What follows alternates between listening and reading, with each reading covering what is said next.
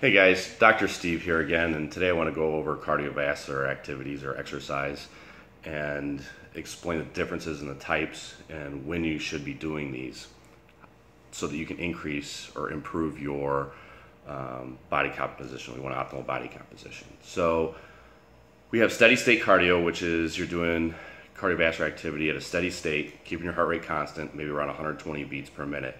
And then we have interval training, which is our high intensity interval training, where you go really, really hard for 20 or 30 seconds, and then you pedal slower with an active recovery for a minute, 2 minutes.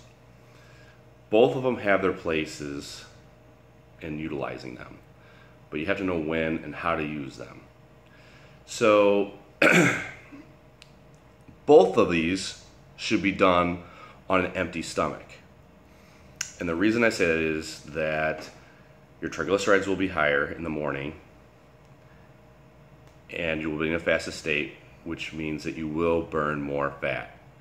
This is as simple as that. Now, some people say you need to eat carbohydrates before you do your HIIT training because it's too stressful, and you have glycogen left over from the day before stored in your muscle tissue. And good luck depleting that much glycogen from your muscle tissue that you tap into the glucagon response to cause the liver to release that glycogen.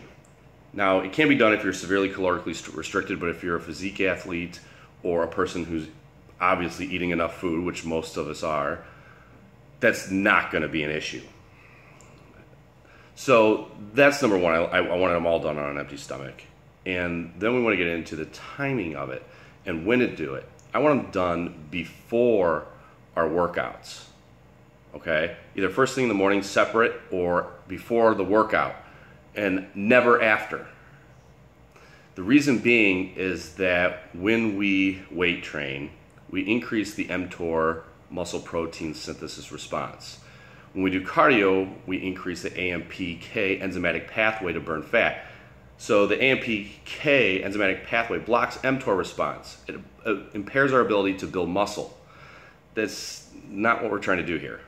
If you have less muscle, long term, you're going to burn less fat.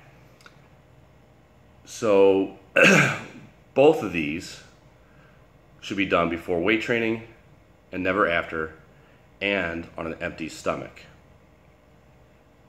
There's also the case for women, and women have a harder time burning off glycogen. So for them, it's obviously going to be better for them to do cardiovascular activity before they weight train, because it puts them into this depleted state of glycogen, which allows them to burn more fat.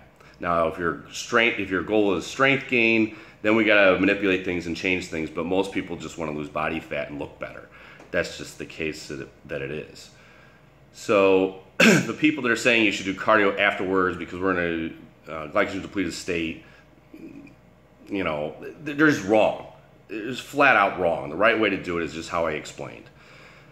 And then there's a case where you got people that are under eating, and then they're doing way too much cardio. They're doing 2-day cardios, and they're trying to get leaner, and they don't understand why they can't. And they're putting their body through so much stress that their body's stealing pregnenolone, which is this granddaddy hormone that turns into our DHEA, which turns into our testosterone and all these other great hormones that we need to regulate our body's processes.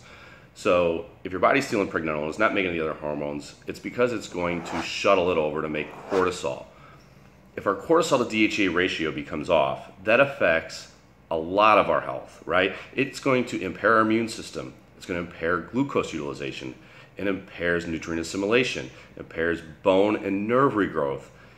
It impairs fat metabolism. So it's actually doing the opposite of what we want. It's actually stopping you from burning the fat that you're trying to do. So now you're working your butt off, and you're getting fatter from doing it. I mean, it's crazy to see some of the stuff people are doing to try to meet their goals, and it's just not happening for them. You got to get this right.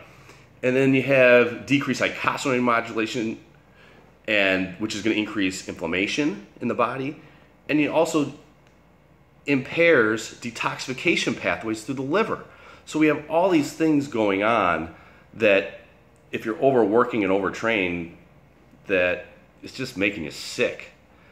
And some of you may be working yourself to death and undernourished and wondering why you don't feel well all the time. And this is why. It's about a balance, and you got to get this stuff right. So I really hope this cleared some stuff up for you guys. I'm trying to be detailed as possible. I know you're going to have a lot of questions. I'm available. You can ask me some questions to kind of straighten stuff out. Or if you need help, you can go to www.protouchrehab and find me there. Or find me on Instagram even. I post a lot of these videos on Instagram. So it's under Dr. Steve. It's actually Chicago Fit Doctor. So hope this clears things up. Go check me out.